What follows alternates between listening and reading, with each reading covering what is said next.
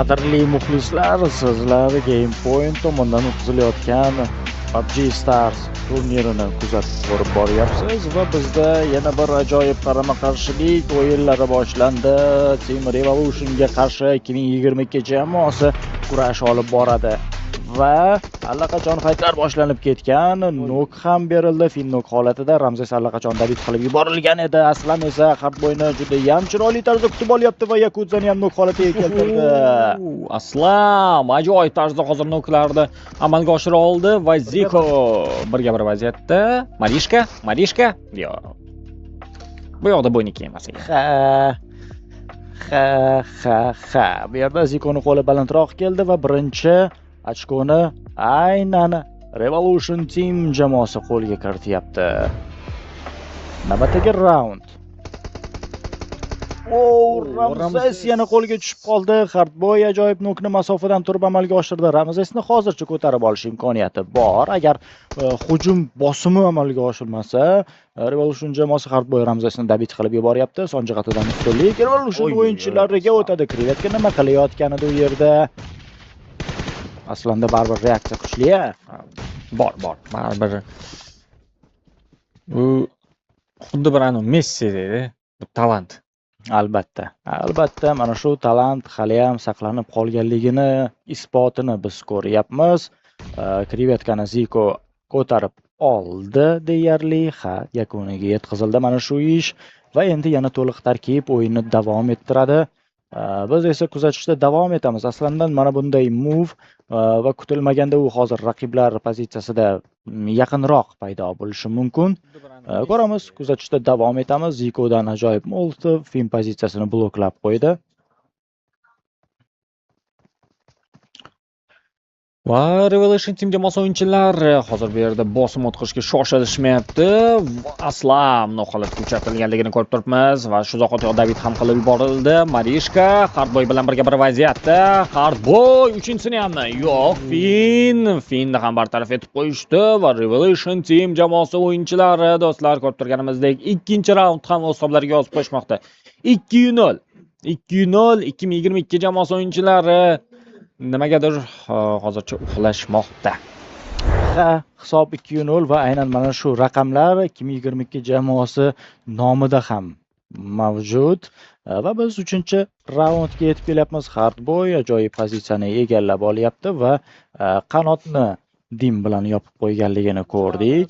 Yakuza hozircha katta sahnaga chiqqani yo'q. Ramzes biroz o'ngroqda. Ziko ehtiyot bo'lish kerak.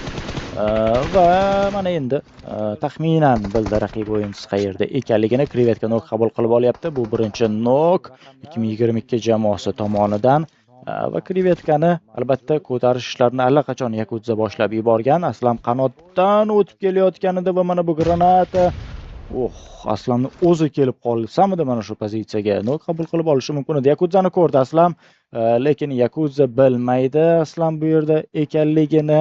Hardboy qo'yib qo'yishi mumkin hozir Aslammi? Hardboyni e'tibori umuman boshqa tarafda. Bo'ldi. Kelib oldi, daraxt oldi, kelib oldi. Aslam endi maksimal darajada kutish kerak hozir jamoalar bu yerdan chiqib olishini va shu zahoti chiqqandan so'ng bir necha kill pointlar ishlab olishi mumkin o'ziga. Aslam kutmoqda, shoshilmayapti. Hardboy bir necha zarbalar qabul qilib olganligini ko'rib turibmiz. Juda ham low HP holatda qolib ketdi. Ramzes high groundda turib olgan holda dimlar ichidan yaxshigina jazolab qo'ymoqda raqiblarni. Compoundlariga qamalib qolishdi Team Revolution o'yinchilari. Hozircha zonani bir chetroq qismi bor ularda, lekin keyingisida ular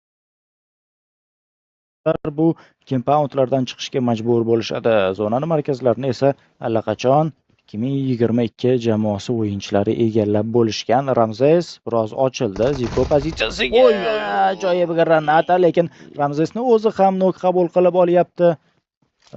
Va hozir Zikoni ko'tarib olishadi. Bu tarafda esa Ramzesni ham ko'tarib olishadi. Mana shu tariqa faytlarimiz davom etyapti. Sal qolsa Fin Hardboyni nok holatiga tushirib qo'yishi mumkin edi. Yakuza Ramzesni dabit qilib yubordi. Endi son jihatdagi ustunlik Team Revolution jamoasiga o'tib ketadi.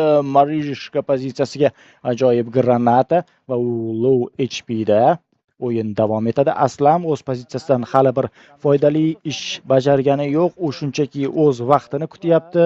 Aynan u harakat qilayotgan qanotlarni esa dimlar bilan yopib qo'yishayotganligini biz ko'ryapmiz. Zikodan rotatsiya aslan mana endi katta sahnaga chiqishga majbur bo'ldi va birinchi nokni Marishka bilan birgalikda amalga oshirganligini ko'rdik. Zikoni David qilib yuborishdi. Fin bu ishni amalga oshirdi.